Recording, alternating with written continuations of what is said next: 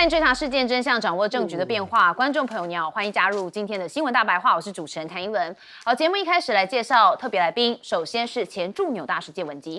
主持人好，各位朋友大家好。时事评论员胡文琪。一轮好，大家好。以及前海军舰长吕礼诗。主持人好，各位观众大家好。好，大家很关心，也就是川习哦，因为现在川普的2.0首任的这个亚洲行已经来到了韩国，他在早上的时候已经抵达了韩国。好，那我们很关心的当然就是30号川普跟习近平的会面哦。好，也看到是这个美国总统川普是说有非常好的效果，对所有人都很好。那他是不是在川习会之前要示善意呢？因为现在传出川普要调降对中国的关税10%，那要换取的是中国管制芬太尼。好，就看出来嘛，这个交换的程度，也就是正式开始展开了。华尔街日报就有做相关的报道，那大家就说，如果这个协议是真的话，将会是美中经贸最具象征性的和缓。好，那川普也有预告说，其实习近平已经预化要到美国，时间点就在2026年。好，说这个晚些时候会要访问美国，不过中国这边还是没有做任何的回应。但是美国的抗中大将则说，习近平现在连维尼都怕，所以川普即兴式的风格占优势。好，当然这一位抗中大将就是美国的前众议院议员盖拉格，那他当然是站在川普这边啦，所以他说川普这种即兴发挥的独特优势，而习近平跟中共缺乏幽默感又很脆弱，连小熊维尼的相关的宣传都畏惧，说川普风格很可能在跟习近平的互动之中成为优势。好，不过就有人说，如果川普真的有优势的话，怎么会退让这么多？一下是这个让美国伟大，一下又 taco， 那这反反复复就代表说他恐怕没这么有底气。那现在看到川普赢了面子，是不是也输了里子呢？因为 APEC 川习会将要来临，但是也跟大家讲一下这 APEC 是在10月31号到11月1号那在韩国的庆州举行。不过川普在今天到了之后，晚上会跟韩国这边的李在明见面。好，那见面之后，隔天也就30号会跟这个习近平会面，就马上就飞回美国，所以他根本不会去 APEC 的领袖峰会的现场。那现在呢，习近平是不是掌大权？所以语言风格也有转变，很明显。我们来看《经济学人》怎么说，他说习近平2013年上任之后，他的语言风格跟治理思维有一些转变那如今现在是更强硬、自信、权力。那川普在即将到来的双边会谈当中，恐怕难轻易的达成共识。好，你看《经济学人》的说法跟刚刚那位抗中大将的说法又是完全的不一样。那现在川习会要登场，那个纽时也认为说可能会出现一些进展，但其实只是解决了川普自己制造的危机，那就是回到他重返白宫之后，发动贸易战之前的一个原点。那会晤这个川普跟习近平之间 ，CNN 也认为不论如何，应该都是对中一场胜利。也就是对北京而言，这场川习会不仅是双边经贸关系的关键时刻，其实更象征的是中国在国际舞台现在可以跟美国平起平坐的一个战略姿态，所以他才认为说对中都是一场胜利。好，那这 APEC 呢？这个川普玩快闪嘛，也就是舞台留给了习近平。刚刚伟说，川普到了这个韩国庆州，除了要跟韩国这边的领导人见面之外，其实他完全都没有进到 APEC 的领袖峰会现场了。那他今天在中午的时候，有特别在 CEO 的这个部分来进行一个午餐会。好，那专家也认为说，其实这个川普希望借着签署多项的贸易协议，展示在贸易战当中的成绩。那习近平希望把中国塑造成亚太地区真正的领导人。那川普的搅局式做法，其实反而会助长中国的叙事。那美国的前贸易官员穆恩则认为无论两国在具体问题上面如何取得各种进展，更大的问题都还是存在，中美根本没办法脱钩。如果继续无止境的试图削弱对方，最终就只会两败俱伤。好，那这是一个两国大国在谈判之间，大家认为可能会有一些后续效应。但中国这边自己也在出招嘛，我们看到它还是有在拉地区的盟友，也就是像是东协自贸区3.0。李强出席了第28次中国跟东协领袖会议期间，就有说，当前的国际情势出现了不少新的变化。那中国跟这个东协国家应该更坚定的团结自强，排除外部干扰。加深合作中的促进稳健增长。好，那也就是对美国这个部分要做什么样子的对抗呢？像路透社就有说，其实拥有11个成员国的东协就是中国最大的贸易伙伴。那去年双边贸易总额达到了7710亿美元，所以中国正在寻求加强跟东协的合作，那应对川普政府的高额关税。所以你也发现中国在抗美上面当然要跟你对谈，但一方面也要找一些盟友来围剿你，就是这种感觉。好，那现在中国大陆的商务部他们是说签署议定书，体现是以实际的行动坚定的支持多边主义跟自由贸易，那对各国共同抵制单边主义、保护主义，应该携手应对国际经贸挑战，这也做出了重要的示范。好，确实看得出来川普跟习近平的会面全球都非常关注。那尤其呢，发现说这个川普跟习近平有可能就会在釜山的金海国际机场这边来会面呢。好，那整个的情况，还有整个这个习近平跟川普会面可能会谈到什么问题，我们还是再请介达说明。很奇怪，现在到就是说习近平跟川普会不会见面中国大陆的外交部现在都还没有正式发布任何的这个讯息所以这个是很不寻常的。那可见双方可能还有一些根本性的一些基础的问题可能还有一点距离啦。那不过如果说这次川普去了韩国那扑了一场空的话，对川普的影响会非常的大。我想他会变成他的整个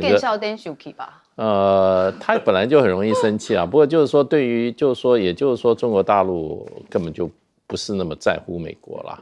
那中国大陆的立场，如果说美国没有办法这个充分的尊重的话，那我想不要说明年2026这个习近平会去美国访问我看这次见面可能都还有问题。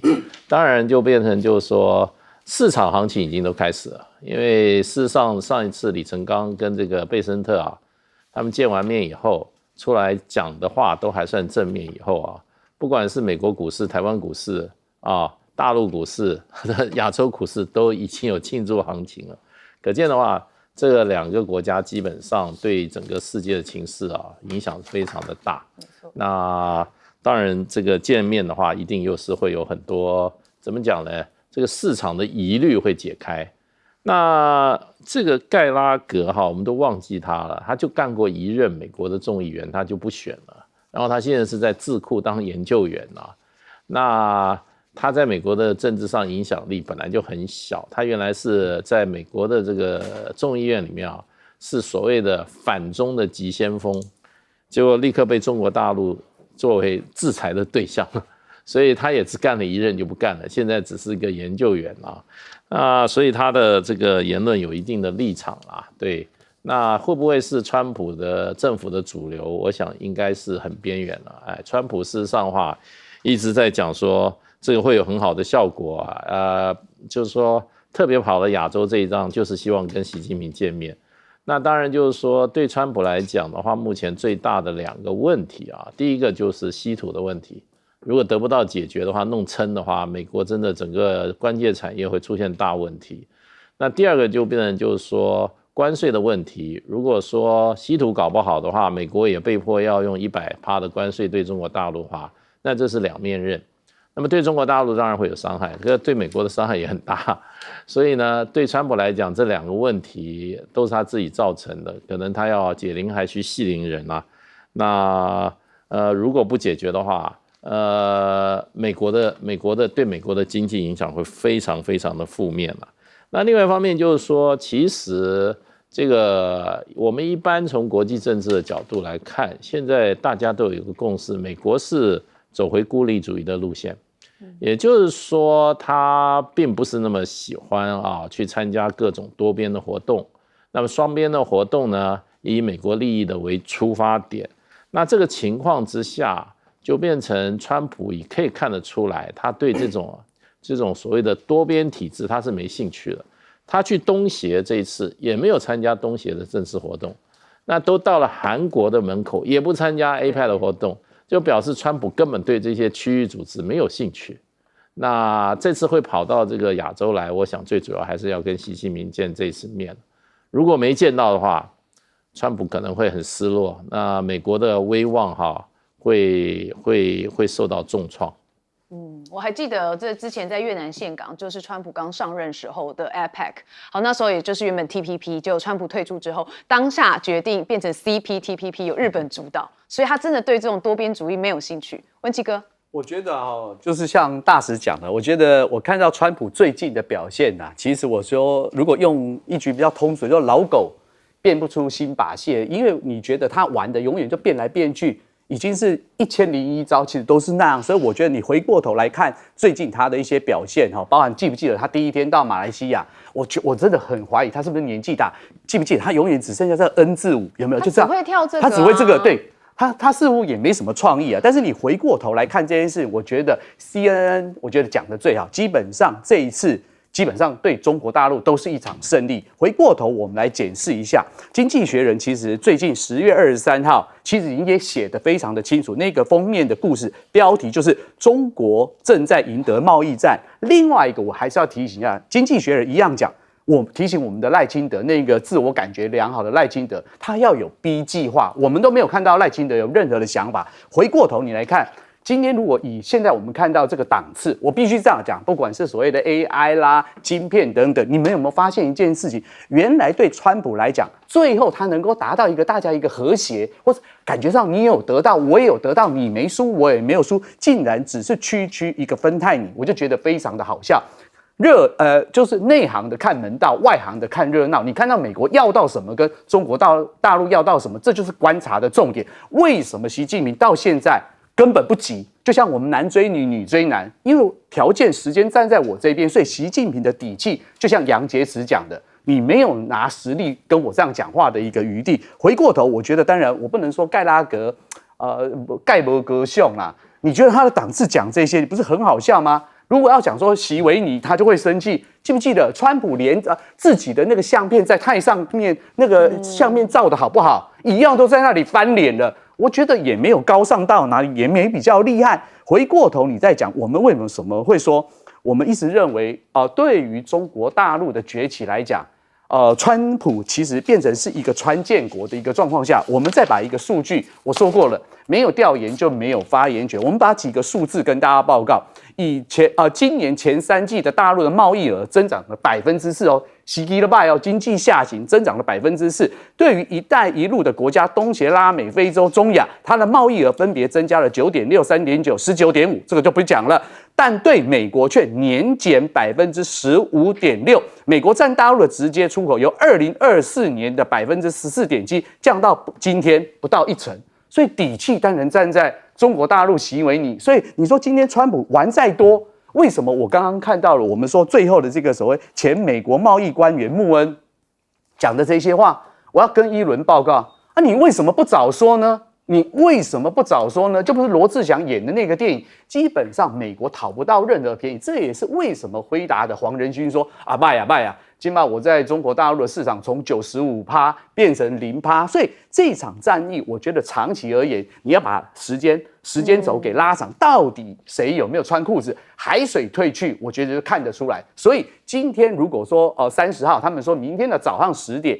川普跟习近平要见面，如果真的见不到，甚至只达到芬太尼，我跟大家报告，就如同我刚刚讲的，《经济学人》的预测，这一场战役基本上已经让美国占了一个上风。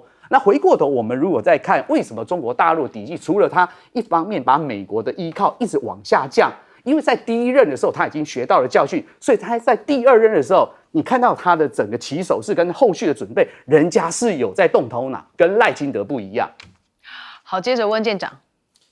在马来西亚吉隆坡所讨论的，有中美两国的协议的，对不起，不是协议，会谈的时候谈了6个部分啊。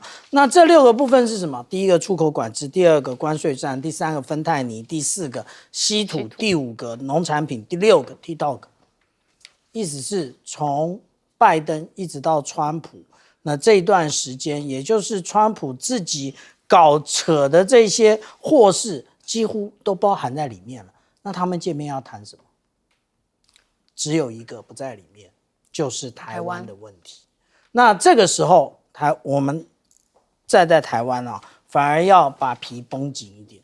意思是什么？这一些他们能够谈出一个结论，就代表双方已经都有共识，高度共识。那唯一没有共识要见面3分情的，那也就只剩下台湾了。那另外啊，刚刚讲到说这一个前美国的众议院的议员啊，盖拉格他讲这个，其实这就是他对于文化还存在一种帝国主义的一个心态。他觉得我美国就是可以指点天下，我美国可以哭守政治人物，那但是呢，每一个政治人物都可以哭守，你每一个国家也应该都有这种文化。错了，对不起，在中国来讲，它不是这样啊。所以其实这是一个话语权的争夺。为什么中国一定要跟你美国起舞呢？我们不能自己走一条不同于你美国的路线吗？这个才是重点啊。另外，刚刚其实无论是大使或者是文琦哥都讲到了一件事情，也就是其实川普没有开 APEC 他就走了，那他到底来这个 APEC 庆州这边再点一下水，那跟习近平主席那做一个会谈，他的目的到底是什么？到底是谁需要谁啊？所以我们从这里看得非常清楚，也就是这个川普他是有需要那个向习近平喊救命的，也就是他其实是比较需要习近平的，这才是中间的一个大家没有讲出口的事情啊。另外，美国最喜欢讲芬太尼，那每一次讲芬太尼的时候，我都有一个问题啊，是你们国内自己爱吸毒啊，那你怪中国大陆输入，那结果好，现在中国大陆说，那如果我们加强管制之后，难道就没有芬太尼的问题吗？不，绝对还是芬太尼还有这个问题。为什么？因为它是一种合成毒品啊，它其实体积小，易于运输，而且是你的人民有需求啊，你美国人有需求。当你有需求的时候，对不起啊，这件事情杀头的生意有人做，赔钱的生意没人干。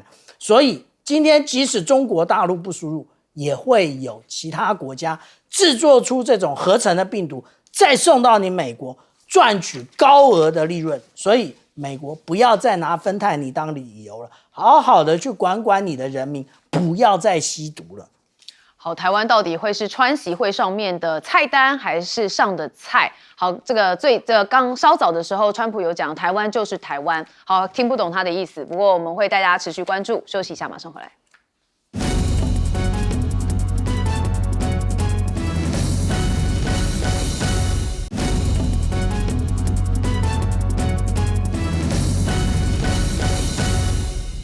好，川普要跟李在明、要跟习近平见面之前，其实已经先到日本跟高市早苗来见面哦。当然，两个人互动非常的热络。我们也带大家看一下几个比较特别的画面，也就是他们一起坐了这个陆战队1号前往的是神奈川县的美国海军横须贺基地登上了美国的军舰，也就是核动力这个航舰乔治华盛顿号来视察。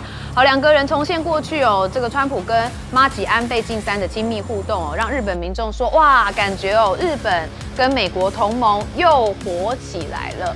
好，那确实现在跟这个日本的关系麻吉，接下来韩国的部分大家也会持续的关注。但是呢，这个川普现身横须贺基地那也说高市早苗真正赢家，所以说好啦，这个军备的部分赶快交付啦。我们来听一下怎么说。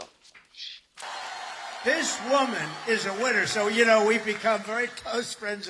And I have such respect for Japan and the country, and now I have a really great respect for the new and incredible Prime Minister. And I have to say this, the first female Prime Minister in the history of Japan. 好，那个高市早苗非常的兴奋跟开心哦。不过在刚刚里头没有讲到说是要批准交付 F-35用的飞弹。好，那他登上了美国的航母演说，也高喊说，如果打仗就一定要赢哦。那他说，我们不会再讲政治正确的废话，从现在开始要打仗就一定要赢。所以也发现说，川普对于打仗这件事情不害怕，但就也有危机，也就是他可能都会用战争的角度来思考很多问题。好，那当然他在访日时间哦，这个美国的陆战队也首度的在富士山的附近来发射的海马斯。好，那这是在27号富士山附近的演习场进行的这个美制多管火箭系统海马斯的射击训练。那本次是在本周进行，那当地居民对这件事情感到非常的担忧，也感到有负担哦。那当然也是在向这个某个敌人在进行对贺嘛，就是说，我有这样子的武器哦，现在也在日本这边。好，那习近平出手要见高市了啊，当然已经见了嘛。不对，习近平出手，因为习近平还没有跟高市见面，是川普跟高市见面。因为呢，王毅跟日本外相通了电话，也暗示这两个国家的领袖峰会可能性。也就是在28号的时候，他们跟日本的外相茂木敏充通话的时刻，谈到了高层交往对中日关系也很重要，似乎也在暗示说，习近平要跟高市早苗举行一个峰会吗？那中国大陆的外交部发言人则说，美日安全的合作应该有助于维护地区的和平稳定，而不是相反。所以中方敦促日方要确实尊重邻国安全来进行关切，要深刻反省行为意识，坚持走和平发展的道路，也就是表达了美国跟日本这边有一些见面的合作，有表达一些简短的抗议。好，那也看到正面硬杠 F-35，因为解放军航母迎来了5代机歼35上舰，那辽宁跟山东舰的战力也真正在暴涨当中，所以中国大陆的军事是在急起直追。那 APEC 这件事情现在也让韩国蛮两难的，为什么呢？因为我们看得到川普嘛，睽违8年之后再度到韩国首尔，祭出了最高禁役21响礼炮，启动了假号令，严阵以待。那他这次到的是釜山的金海国际机场，由南韩的外交部长或副部长亲自接机。那现场也举行了非常盛大的仪式也是对他表达最高敬意的21响礼炮。但是大家别忘了川普要跟李在明见面，其实还有一件很重要的事情，也就是这3500亿美元的投资，到底你韩国要怎么做我想这个应该就是川普的重中之重。好，因为29号他会跟李在明在庆州会面但美国跟南韩高级官员表示，美韩现在达成贸易协定存在着困难，症结就在于川普要求南韩向美国投资3500亿美元背后后续保障的问题所以现在看起来美国跟南韩这个之间的状况真的还需要再观察一下尤其不能让川老大不开心，但是韩国也要保有自己的部分所以这真的是蛮难协调的。那贝森特则说，美国跟南韩的协议还没有准备好，但是双方已经坚定达成了协议。好，那就很怕一夜之间变乞丐所以南韩民众现在狂买美股跟黄金来当做避险那现在也将韩元贬值推向了一个顶峰。那也就是韩是不要川普对上不要中国，它陷入一个外交两难。所以你可以看到首尔市中心有2种不同的示威声音，一个是不要川普，然后另外一个人是不要中国，还有中共滚出去，这种状况非常的明显。那纽时也说，对美投资这个扩大，中国警告别站在华府这边，真的让南韩左右为难。非常想唱一首歌一边是友情，一边是爱情。好，真的是没办法，那这就是国际外交的现实。好，我们就先问介大使。这个日本人现在把这个不正常已经视为正常了。想想看，在自己的国家，自己的首相居然从美军基地坐飞机到美军的在航空母舰。那其实理论上来说，这些都不是日本领土。这些都是在日本的美国的领土，因为日美之间有一个就是说美军驻地协定，这些美军跟美军基地都享有治外法权。那说穿了，就跟这个中国我们中国在1945年以前那中国各地的这些租界，这些外国的租界一样。那美军现在人数呢，可能还在45000到55000之间。那到底有多少基地呢？起码还有10几个，从南到北都是美军基地。然后呢，美军在日本多少年了？78年了。哇，对，所以日本人已经习惯了，他是被美军占领啊，从1947年到今天没有停止。那现在为什么？你看这个日本的社会也没有说要把美军赶出去。你知道，在上个世纪60年代、70年代，日本人常常要把美军基地赶出去啊。你们这些都是占领军。我日本的这个是一个独立主权国家，为什么要被美军占领？那现在都没有感觉了，而且是欢迎美军。你看那个这个高市早苗右派，他是对谁右派？他碰到美国，他跟什么小鸟依人一样，然后在自己的领土上去对那些占领他的国家的这些美军还要怎么样？还要称赞，还要怎么？还要怎么？庆贺欢呼，还要怎么样？献媚，真的感觉上是献媚。我觉得这是日本的可悲。日本这个2次大战以后被占领到现在已经斯德哥尔摩症了，就变成好像占领是正常，不占领才不正常。所以呢，到底日本是一个正常国家还是不正常国家？我想他们自己也搞不太清楚了。那他要怎么才叫正常？什么才叫不正常？他自己也糊涂了。为什么日本今天走到这样迷失的境界呢？那我觉得最主要是因为他周围都是他的敌人，这是日本也没有别的选择。事实上的话，没有日本这个国家很孤立的。俄罗斯跟他为敌，中国大陆没有跟他为敌，他选择跟中国大陆为敌。他跟韩国好吗？不会，好不起来。像李在明的话，日韩的关系要恢复到以前的这个，因为日本在韩国做了很多让韩国人到现在还心痛不已的事嘛，对。那所以日本这个国家现在来讲，你可以看起来它比任何时候都需要美国。所以川普也不要招手，也不要讲太多这些阿谀的话。你光看日本这个所谓右派的总统碰到美国以后那种表现，是我看日本战后以来表现的最为什么？最为不加掩饰，最为什么阿谀，最为奉承，最为想要把美国留在日本继续占领日本的一个首相。好，接着问文琦哥。简单讲啦，我觉得高市早苗不要高兴得太早啦。不管是不是他跟维新会的在所谓的这个 PKO 法案，是不是格外的合作的这个状况下，能够撑多久？会不会变成英国的特拉斯那个短命的首相？我觉得可以继续的观察下去。我必须讲，看到所谓的什么美日同盟又活过来，我希望最后不要不死不活，要死要活，又死又活啦。这个是实际的状况，因为国际政治本来就讲求实力的原则。但是我对于川普讲的这些话，说一定要赢，各位听听就好了。最不喜欢打仗的，最喜欢钱的，所谓的富贵不能赢，但是那个赢是另外一个，他都要赢嘛，美国 MAGA 嘛。可是事实上，不管是看到了所谓的卡达4亿，还有那个所谓的白宫东乡，要的都是钱，我都还不好意思就在这2天，加沙的26死，以色列又轰炸了我们的加沙你不是说你很想要得到这个诺贝尔和平奖吗？所以他说他打仗一定要赢，各位听就好了至于你说富士山为什么居民会担忧，其实不管是之前在所谓的冲绳那些美军可能有曾经不好意思强暴了当地的女性，或是什么他们的鱼鹰直升机掉下来的所谓的相关的维安因素，这到目前为止都没有。所以如果说套句刚刚一轮讲的，当然我也希望爱情跟友情都要可是你只能择一老天爷是非常的公平。我必须讲，你看到了说最近他们的一些出手，为什么外交部会这样讲？我们看到了最近，我举一个例，美国的国防部最近推动了2个概念，一个叫分散式作战，第二个叫做弹性后勤。然后在2025年的10月10号，由这个美国政治学者布里默跟我们的格利耶打与中国作战，快与慢。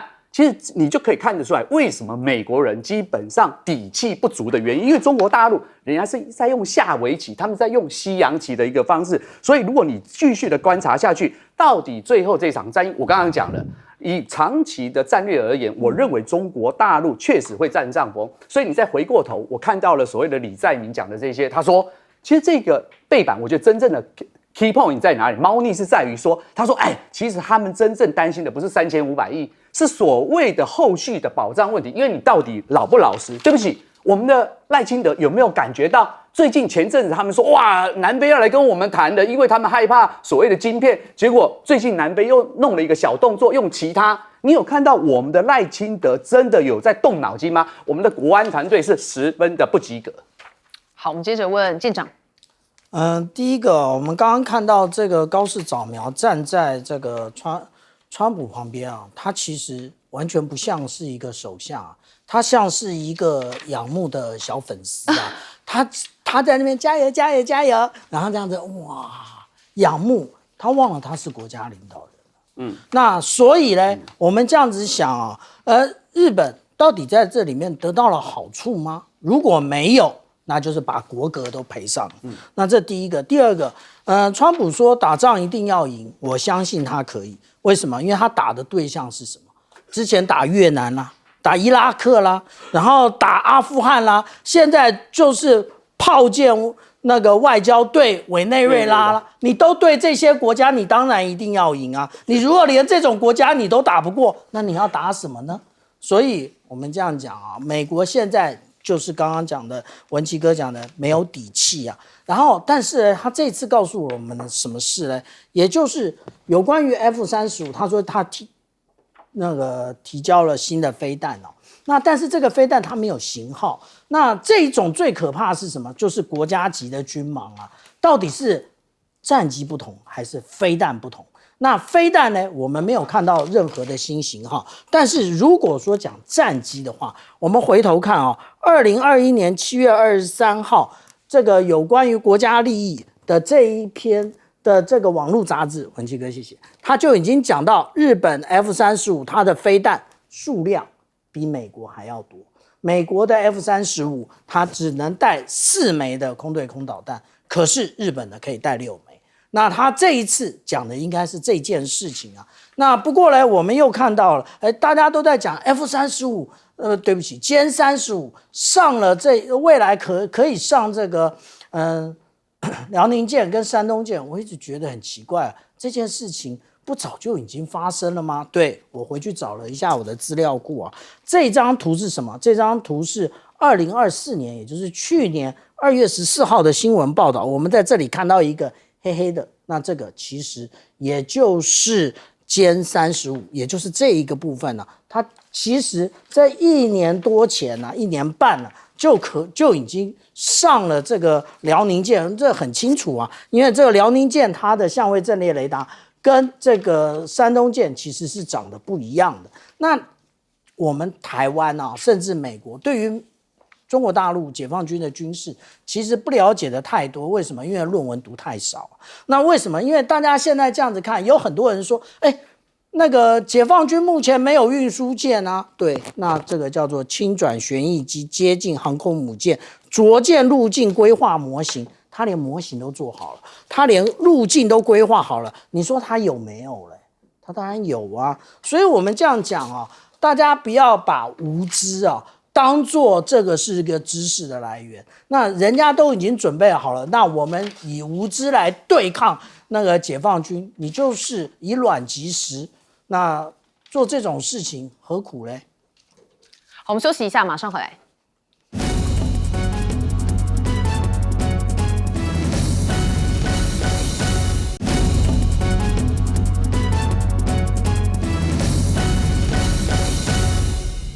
好，常常都在谈川普的想法，我们也来看一看对岸的习近平，他抓的是什么样子的战略？那当然，现在他管制了西口的出货，好，那也就是抓准的是科技战跟稀土战。好，那这部分哦，他当然在15-5要拼科技自立哦，那聚焦的就是量子科技还有脑机接口的领域。他说，未来5年将要强化的就是科技的自立自强，坚持做这个国内的一个大循环，还要稳定国内经济的循环，要抵御的就是国际的不确定性。所以他们其实战略目标已经蛮明显的，而且对于美国看起来也是游刃有余啊。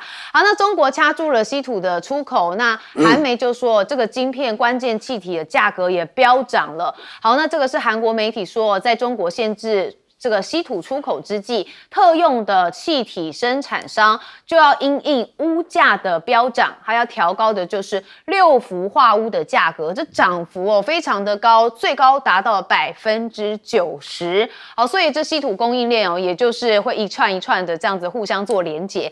那到底会不会讨论稀土问题呢？因为传出中欧将在布鲁塞尔这边进行会谈。好，那这是彭博报道说，欧盟委员会就透露说，欧盟跟中国大陆将在本周举行会谈，讨论的就是稀土的相关议题。好，可见这欧盟非常非常心心念念稀土的管制，担心会对他们的企业有所伤害。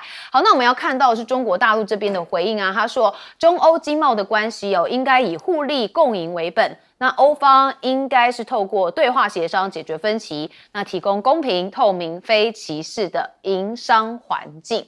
好，那我们也要关注到就是黄仁勋的企业因为看起来他对于这个中国大陆这边的想法也都不太一样。好，那他就说这个要阻止向中国大陆出口 AI 晶片，因为他认为这反而会对美国的伤害更大。我知道很多人对于黄仁勋有些说法不太苟同，但他是商人他看事情的角度跟政治人物看的角度是不一样的。好，所以我觉得他的说话也蛮具有参考性。我们来看一下，他认为中国这边是非常重要的市场所以他认为有机会要回去服务中国市场。好，那他到底怎么说的？有他亲自的说明，我们来听一下。Percent of the world's AI researchers. We have to respect the capabilities of China market. There's, as I mentioned earlier, amazing AI developers, amazing engineers in China, and we can only succeed if the developers of the world's software and AIs were to be built on top of American tech stack. And so I hope that we have an opportunity to go back and serve that market. We've been in China for 30 years. And for whatever reason, they decided that they don't want to stay right now. I hope they decide to change that. 好，我们听到他的想法，他认为这个要回去服务中国市场，因为中国决定了现在不像让我们待在那里。我希望中国能决定改变这一点。好，那确实根据美国加科学院的院刊有一份研究显示有分析600万篇的论文，发现2023年中美合作研究当中中方科学家担任主导角色的比率已经达到45%，远高于2010年的30%。所以目前看起来中国有望在2027年跟美国并驾齐驱。所以黄仁勋口中说的中国矽谷也正在批次的生产 AI 的独角兽。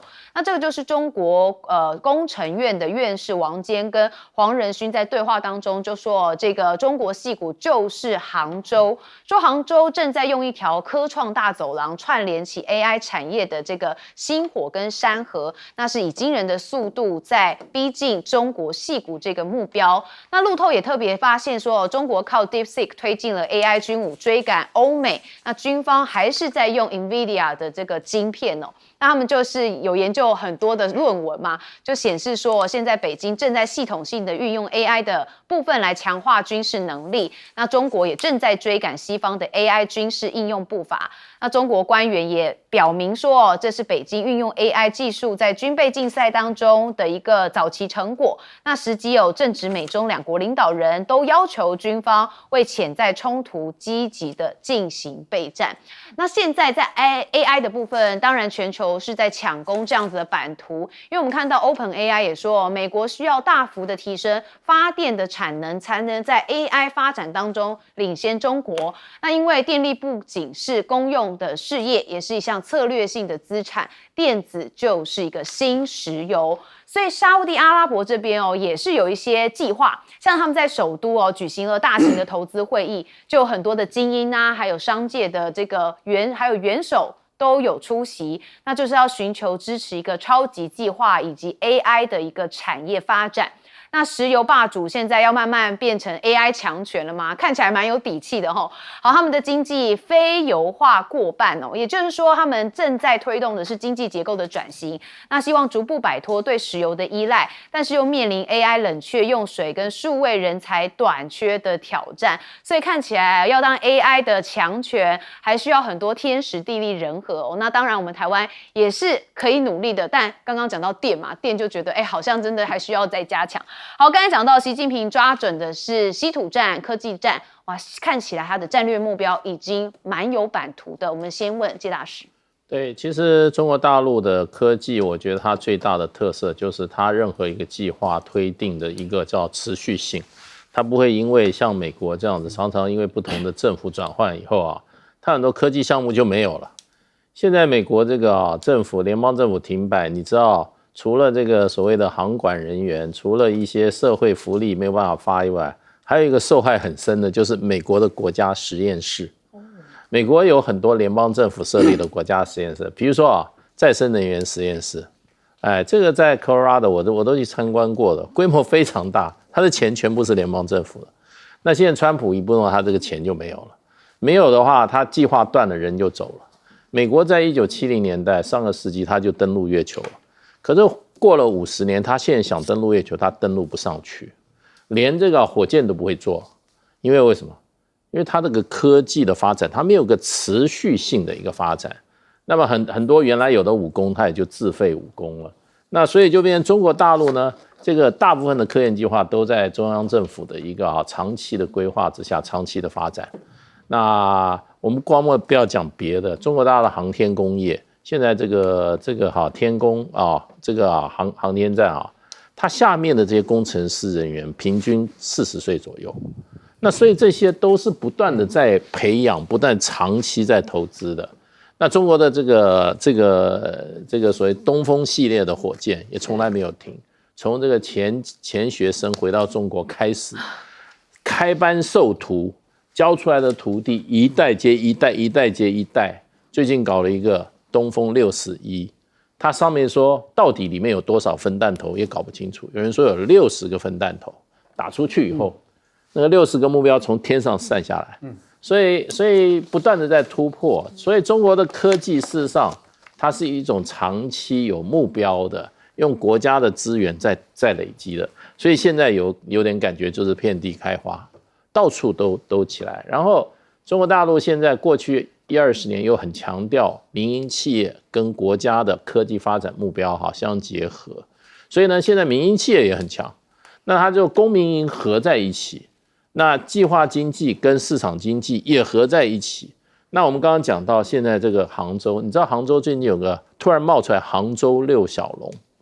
我们以前谈到杭州，就上有天堂，下有苏杭。去杭州就是看西湖。对，西湖。对不起，杭州现在在高科技方面不是震惊中国，是震惊全球。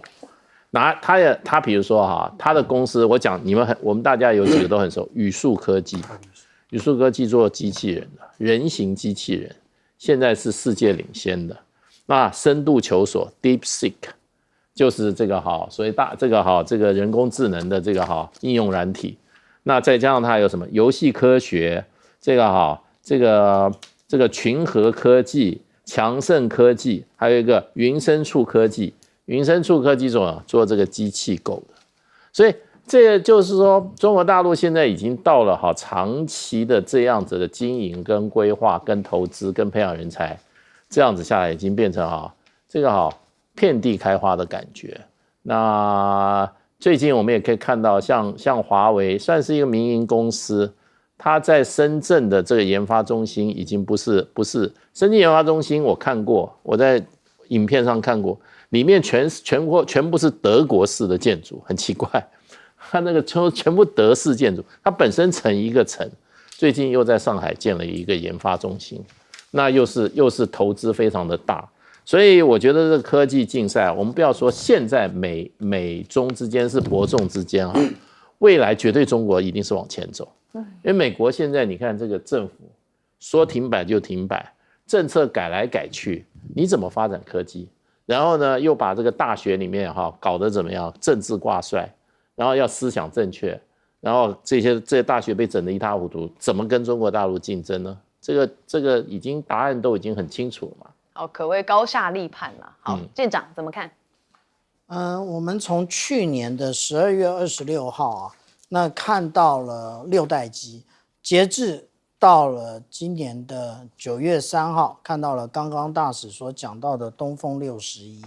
那这个其实都是14、5计划的内容，那现在也就是收官的时代，那个时间，所以它通通展示出来。但是还有没有完成的，那就是我们上个礼拜讲的翔安国际机场，它是14.5啊。那我们请我们的国安人士啊，你放话的时候，你讲说什么？金门是台湾的克里米亚，你不要讲错啊，那个是14.5，不是15.5。15.5到底有什么东西啊？其实这个是。工商时报它整理的非常好，以发改委来讲，中国大陆的发改委来讲，它最主要的是打造新兴支柱的产业，加快新能源、新材料、航空航天、低空经济。那以科技部长来讲的话，就是刚刚主持人所谈到的有关于高端算力以及人工智慧，那还有工业母机、机体电路的部分。商务部长他讲的，也就是贸易强国的3大支柱，也就是货贸、服贸以及数位贸易。我们看到了15.5是如此，我们想一下，台湾未来5年是什么？台湾未来的5年连救灾都是问题，难道不是吗？所以这个才是我们要感到最悲哀的部分。那而且美国现在遭遇了什么？美国的政治人物一直在讲一本书啊，也就是2049的100年马拉松。什么叫做100年马拉松？为什么是2049？就是从1949年开始算，1949年也就是中国建政的那个时间点呢，这个也就是中国有利，美国相对衰弱，已经开始，这叫做100年未有之大变革。好，问文基哥，简单讲，就是在大使跟舰长讲完以后，有没有感觉台湾就可怜呢？